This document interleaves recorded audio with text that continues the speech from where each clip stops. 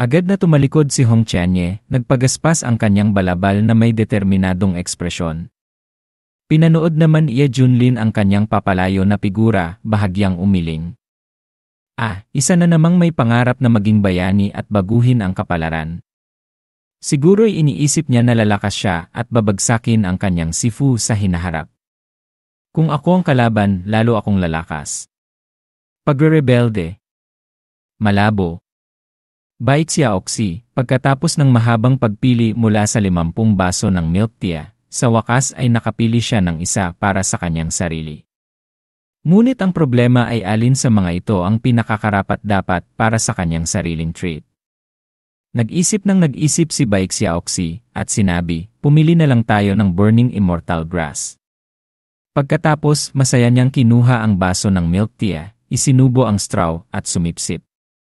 Ang kanyang mukha ay nagliwanag na parabang natuklasan niya ang katotohanan ng buhay. Nakita ni Ye Junlin ang eksena at hinaplos ang kanyang ulo, tumango at nagbubulong, ang iba ay humahaplos ng pusa, ako naman ay humahaplos ng daga.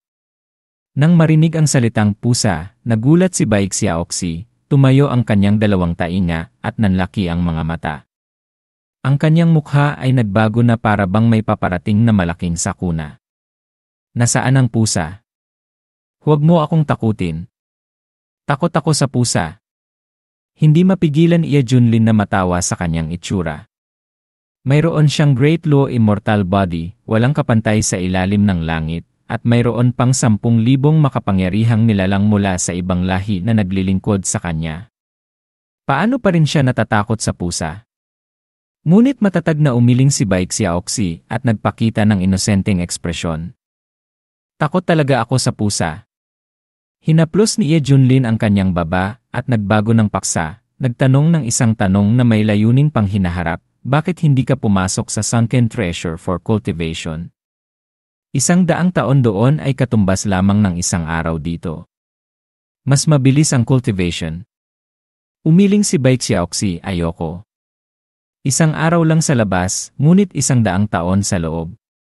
Hindi ko makikita si Sifu. Mamimiss ko siya.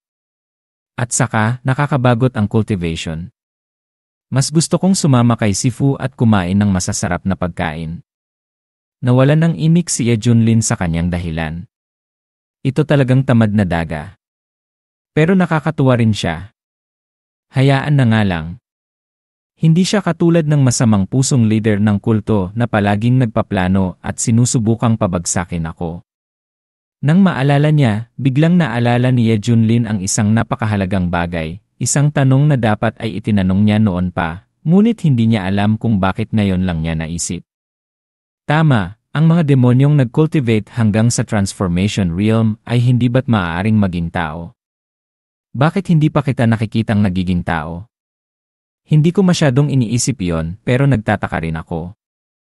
Gusto kong makita kung ano ang magiging hitsura mo kapag naging tao ka.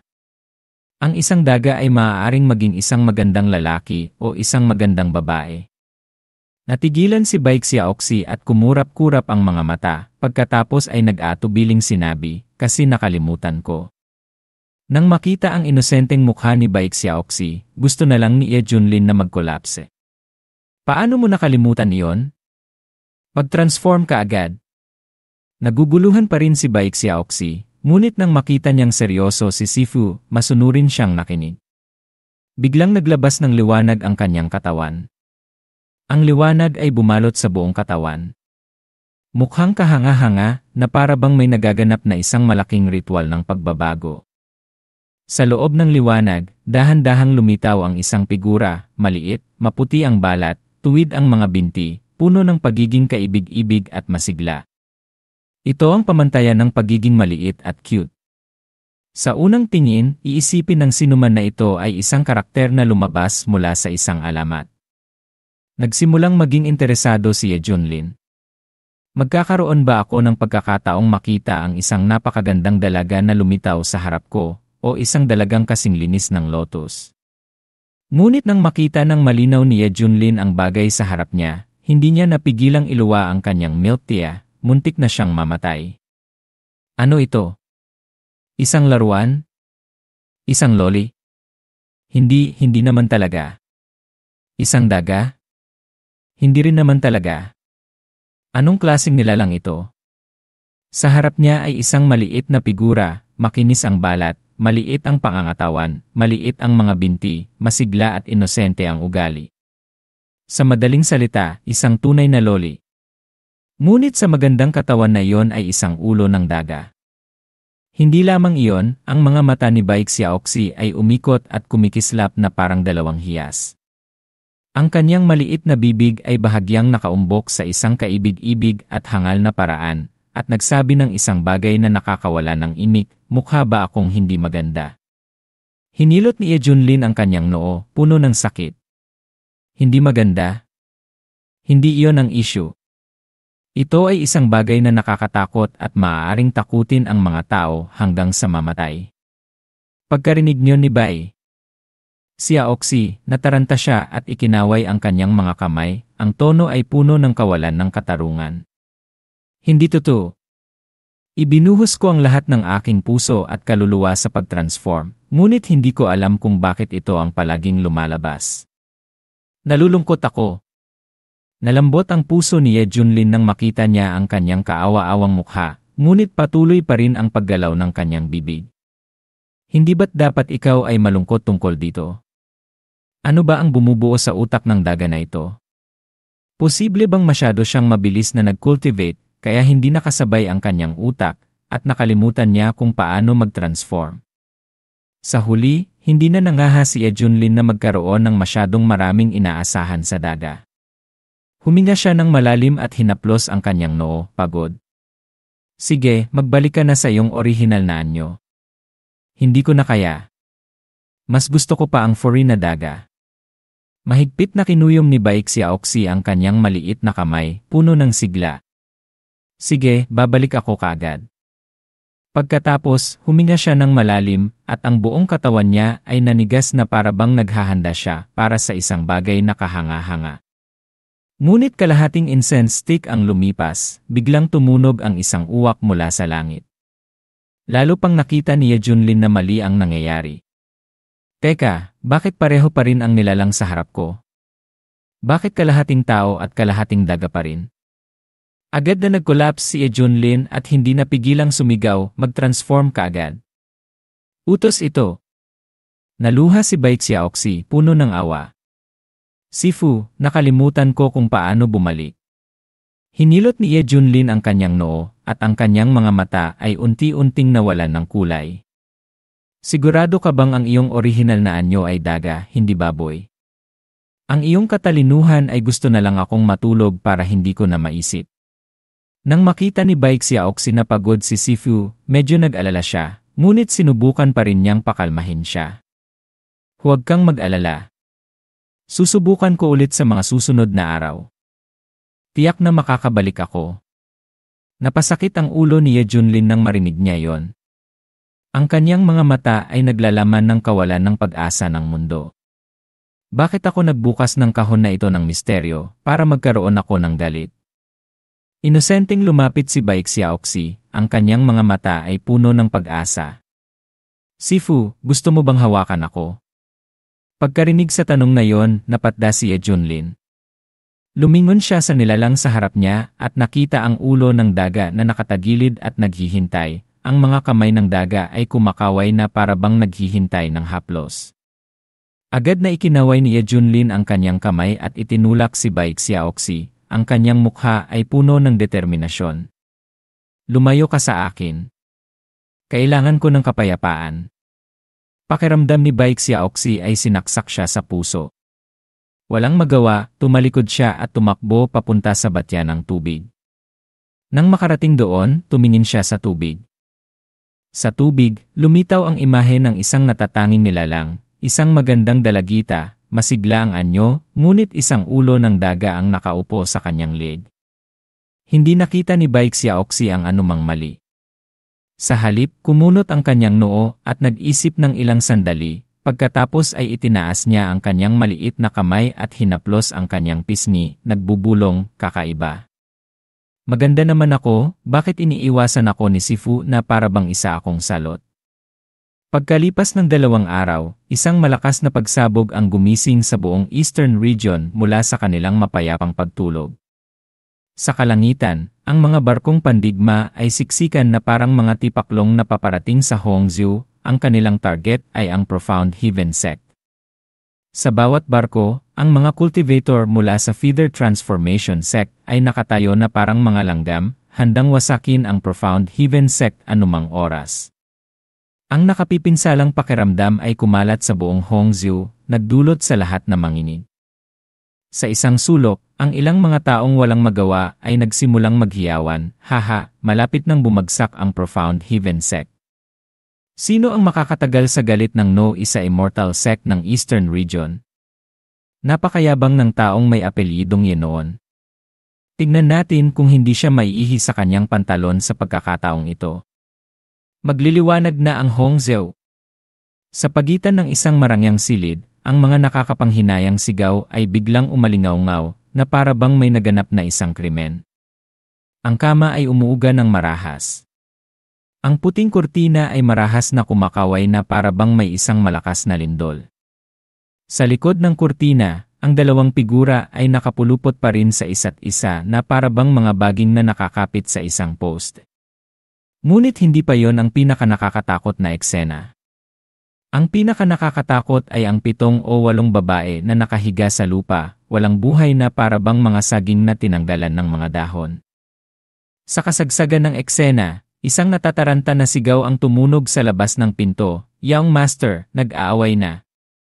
Magulo na sa labas." Sa likod ng kurtina, isang galit na boses ang tumunog, "Mas mabuting linawin mo kung sino ang nag-aaway sa labas, kung hindi pipilipitin ko ang iyong ulo at itatapon sa hukay ng dumi para maging kaibigan ng mga bulit." Nanginginig na iniulat ng katulong, ang Feather Transformation Sect. Kasabay nito, sinalakay ng hukbo ng Feather Transformation Sect ang Hongzhou. Ang kurtina ay marahas na binuksan, at lumabas si Kitianyi na may masayang mukha.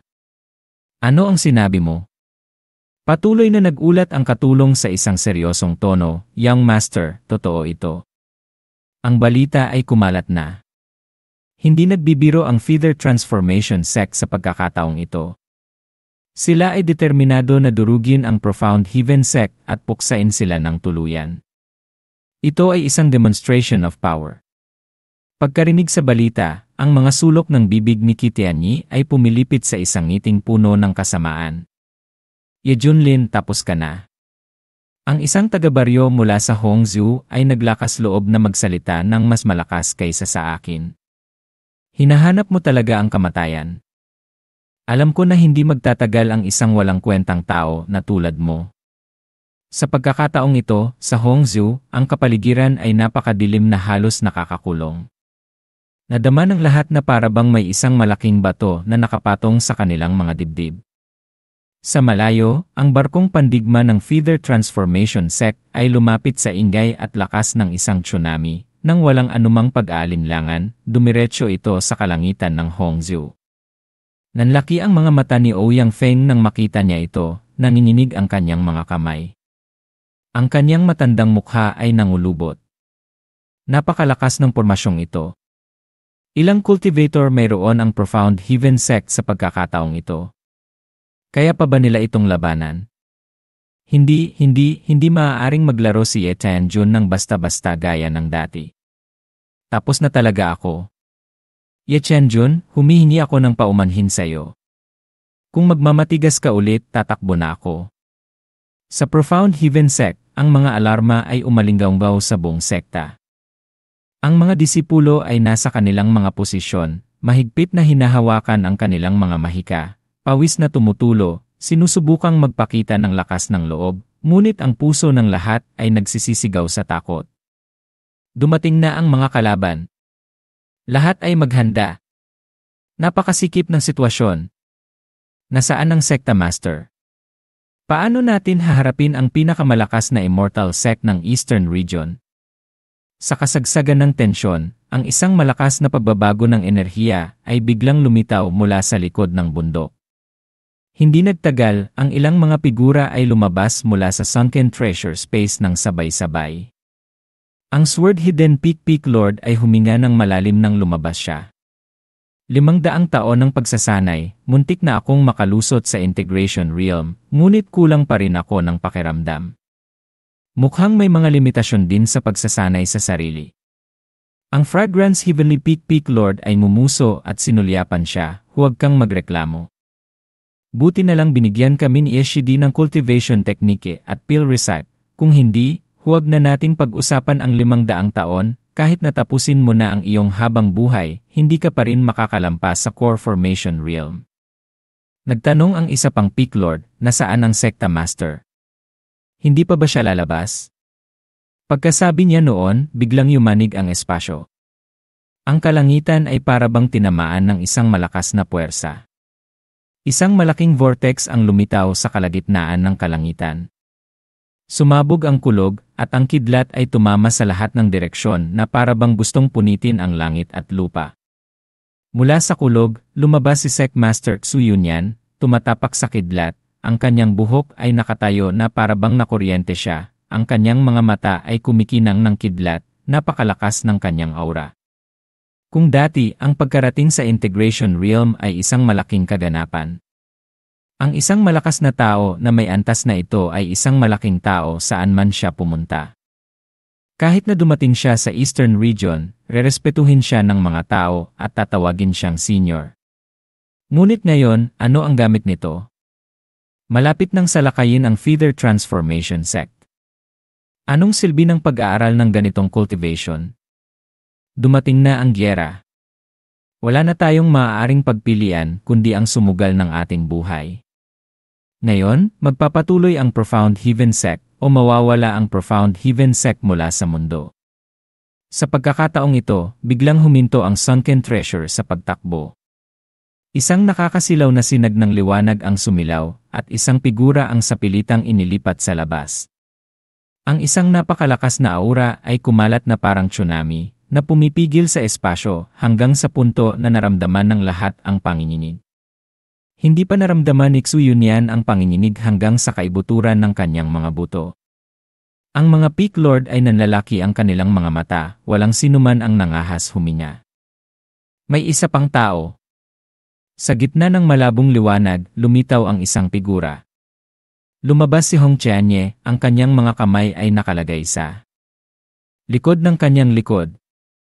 Sa bawat hakbang na ginawa niya, nag-iwan siya ng apoy na sumiklab, na parabang ang lava ay umaagos. Hindi lamang ang kanyang aura ay nagliyab, kundi maging ang nakapaligid na espasyo ay nagsimulang uminit ng mabilis na parabang ang buong mundo ay gustong magliyab. Ang tanda na kulay pula sa pagitan ng kanyang mga kilay ay tuluyan ng nawala na nag-iwan ng isang mahiwaga at hindi maipaliwanag na kagandahan. Sa tabi ng Sword Hidden Peak Lord, umiti siya at dumiretso upang batiin siya. Haha, akala ko kung sino. Ito pala ang dakilang disipulo ni Eshidi. Talaga namang magulang na tigre ang nagluwal ng anak na tigre. Ikaw at ang iyong Shifu ay may hindi pangkaraniwang talento sa mundo. Sabihin mo sa akin, ano na ang cultivation mo ngayon? Pagkarinig sa pangungusap na magulang na tigre ang nagluwal ng anak na tigre, muntik nang mahimatay si Hong Qianye. Ang kanyang mga mata ay nanlalamig at ang kanyang noo ay umusli. Anong pinagsasabi mo?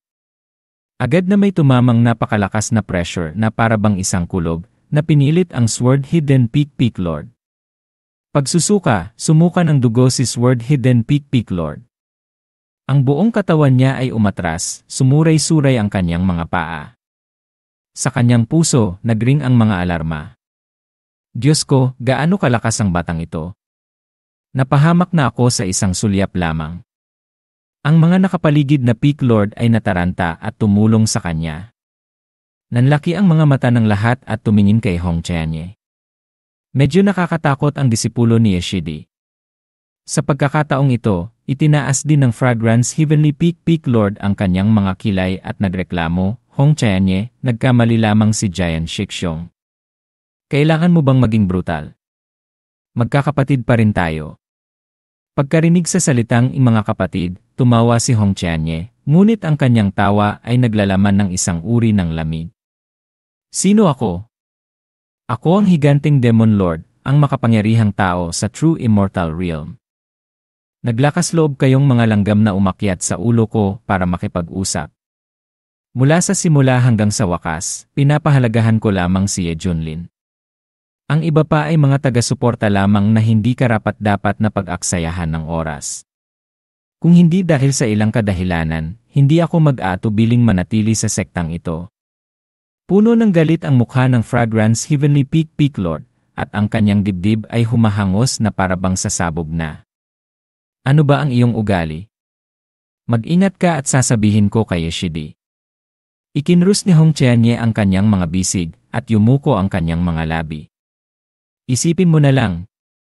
Siguro'y abala pa rin siya sa kanyang sarili. Pagkatapos noon, hindi na binigyang pansin ni Hong Qianye ang sinuman.